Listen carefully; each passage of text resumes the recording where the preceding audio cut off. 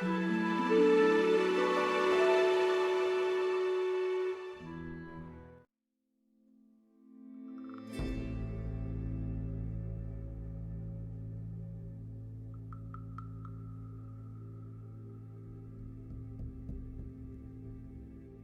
Carta de Tiago.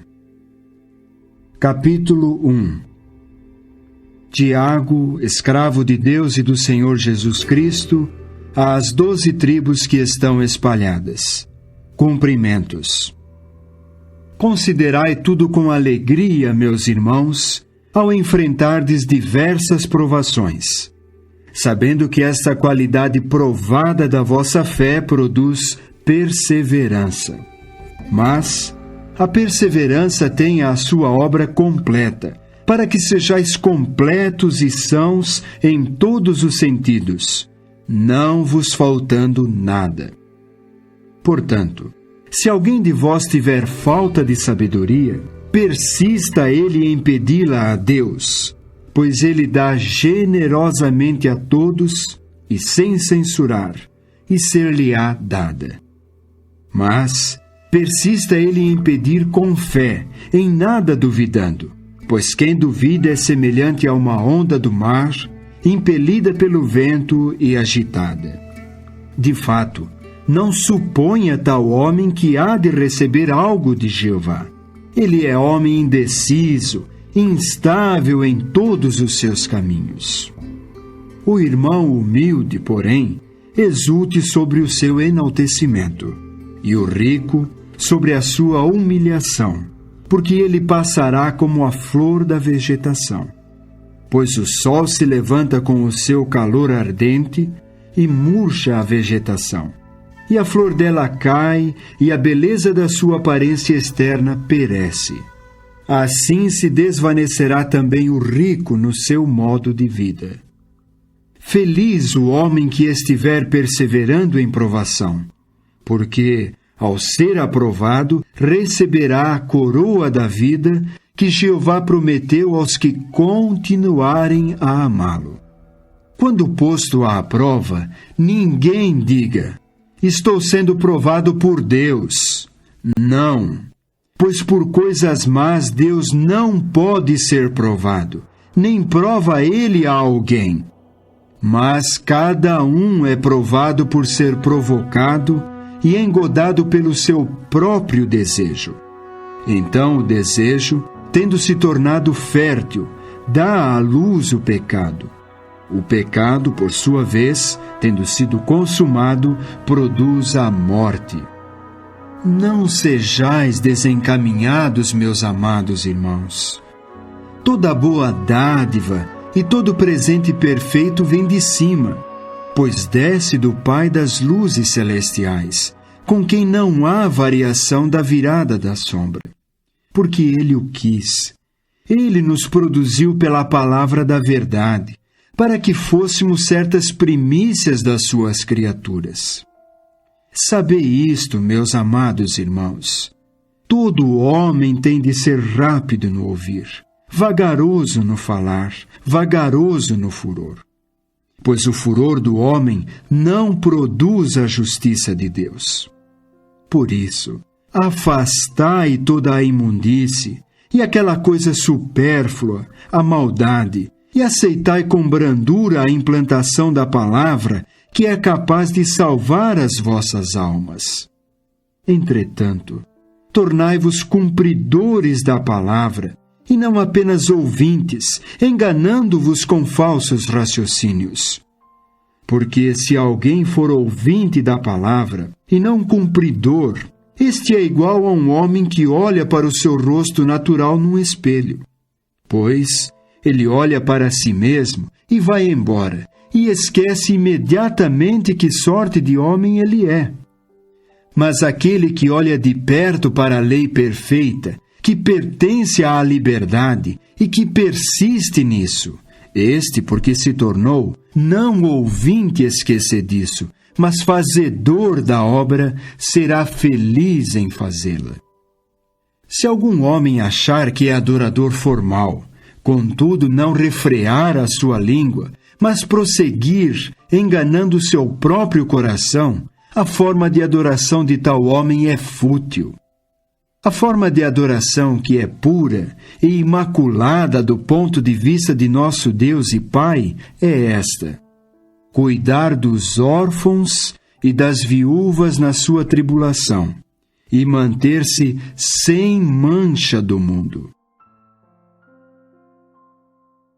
Capítulo 2.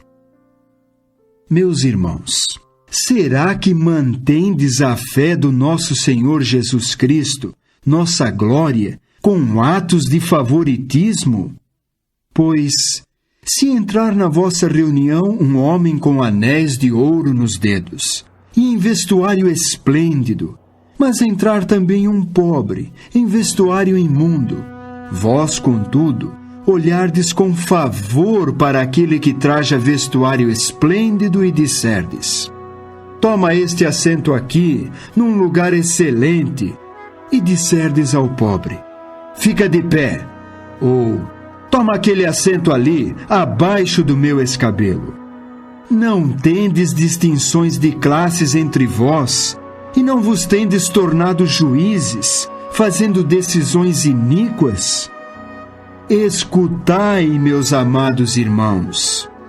Não escolheu Deus os que são pobres com respeito ao mundo, para serem ricos na fé e herdeiros do reino que ele prometeu aos que o amam? Vós, porém, desonrastes o pobre.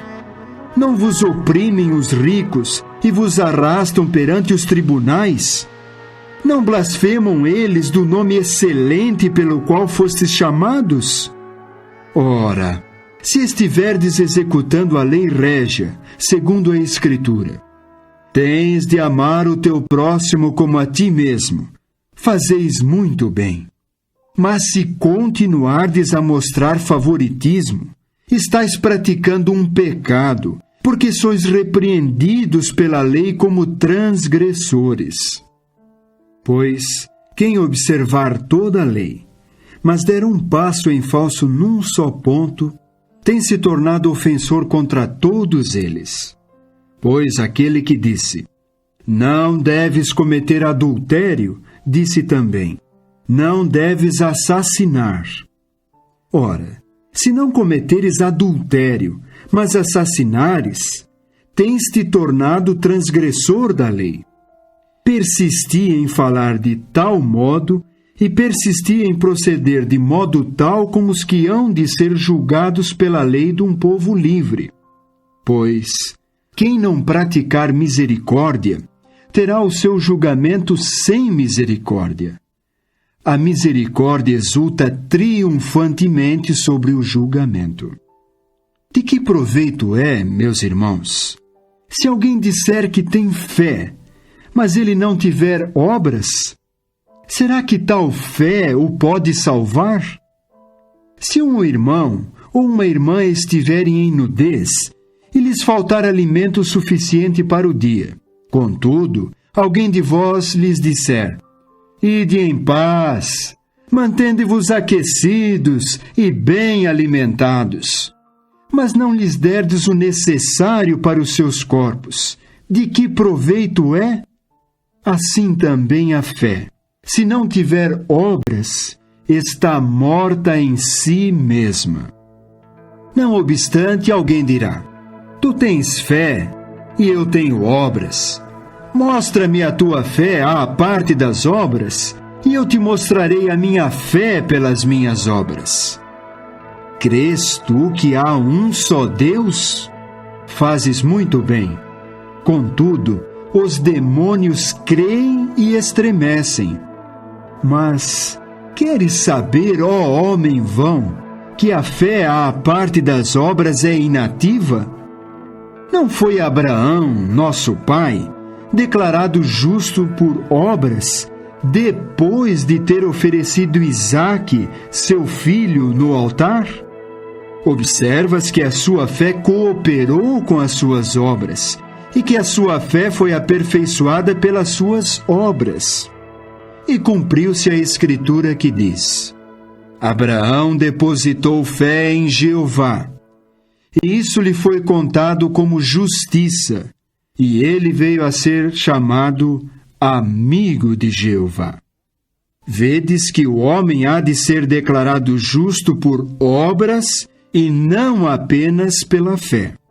Da mesma maneira, não foi também Raabe, a meretriz, declarada justa pelas obras, depois de ter acolhido hospitaleiramente os mensageiros e os ter enviado embora por outro caminho? Deveras, assim como o corpo sem espírito está morto, assim também a fé sem obras está morta. Capítulo 3. Não muitos de vós deviam tornar-se instrutores, meus irmãos, sabendo que havemos de receber um julgamento mais pesado. Pois todos nós tropeçamos muitas vezes. Se alguém não tropeçar em palavra, este é homem perfeito, capaz de refrear também todo o seu corpo. Se pomos freios nas bocas dos cavalos para que nos obedeçam, dirigimos também todo o seu corpo. Eis que até mesmo barcos, embora sejam grandes e sejam impelidos por fortes ventos, são dirigidos por um leme muito pequeno para onde queira a inclinação do timoneiro. Assim também a língua é um membro pequeno. Contudo, faz grandes fanfarrices. Vede quão pouco fogo é preciso para incendiar um bosque tão grande. Ora, a língua é um fogo. A língua constitui um mundo de injustiça entre os nossos membros, pois mancha todo o corpo e incendeia a roda da vida natural, e é incendiada pela geena. Porque toda espécie de fera, bem como de ave, e de bicho rastejante, e de animal marinho, há de ser domada e tem sido domada pelo gênero humano. Mas a língua, ninguém da humanidade a pode domar. É uma coisa indisciplinada e prejudicial, cheia de veneno mortífero. Com ela bendizemos a Jeová, sim, o Pai, e ainda assim amaldiçoamos com ela homens que vieram a existir na semelhança de Deus. Da mesma boca procedem bênção e maldição. Não é correto, meus irmãos, que estas coisas se deem assim. Será que uma fonte faz brotar pela mesma abertura o que é doce e o que é amargo? Meus irmãos, será que a figueira pode produzir azeitonas ou a videira figos? Tampouco pode água salgada produzir água doce. Quem é sábio e entendido entre vós? Mostre ele as suas obras pela sua boa conduta com a brandura que pertence à sabedoria.